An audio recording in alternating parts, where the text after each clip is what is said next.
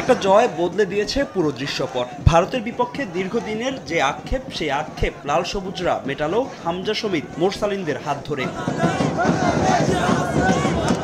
মাঠের প্রায় 23,500 দর্শক গর্জন তুলেছে হামজাদের পক্ষে। সমর্থকদের নিরাশ করেনি লাল সবুজ। জয়ের সুখস্মৃতি নিয়ে স্টেডিয়াম ছেড়েছে সমর্থকরা।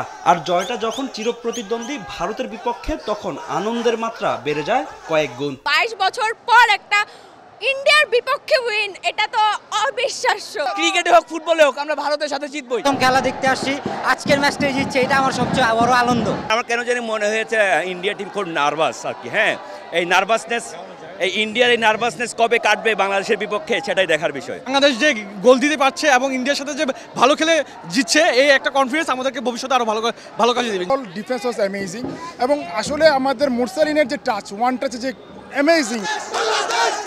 মাঠে বাংলাদেশ দলের পারফরম্যান্স মুগ্ধ করেছে সমর্থকদের। বিশেষ করে হামজার ফ্লাইং হেডে গোল সেভিং ক্লিয়ারেন্স জায়গা করে নিয়েছে তাদের হৃদয়ে। এমন সেভ মনে রাখবেন তারা দীর্ঘদিন।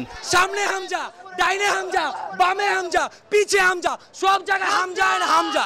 হামজা খেলছে, বাকি প্লেয়াররাও they played very well and our team খুবই সুন্দর খেলে। আমাদের টিম যে এত ভালো খেলে, এটা ইন্ডিয়ার সাথে খেলার পরে বোঝা গেল। আমি হঠাৎ করে বাংলাদেশে খেলা দেখার জন্য অনেক বেশি ইন্টারেস্টেড হয়ে গেছি।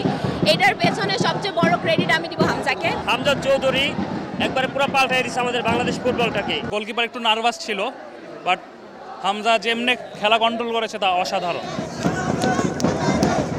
জয় পেলেও হাবিয়ার কাবরেরা ইস্যুতে অনড় লাল সবুজ ভক্তরা। এই কোচকে আর বাংলাদেশ দলের সঙ্গে দেখতে চান না তারা। কাবরেরা পদত্যাগ অবশ্যই, এখন আর কাবরেরা চলে না। ফার্স্ট হাফে কিন্তু একেবারে গোলবারের মাঝখান থেকে হেড করে একটা বল বের করে দিলেন, তবে অন্যথায় কিন্তু আমরা গোলটা খেয়ে যেতাম। এশিয়ান কাপ বাছাইয়ে ভারতের বিপক্ষে এই জয় নতুন দ্বার উন্মোচন করেছে দেশের ফুটবলে।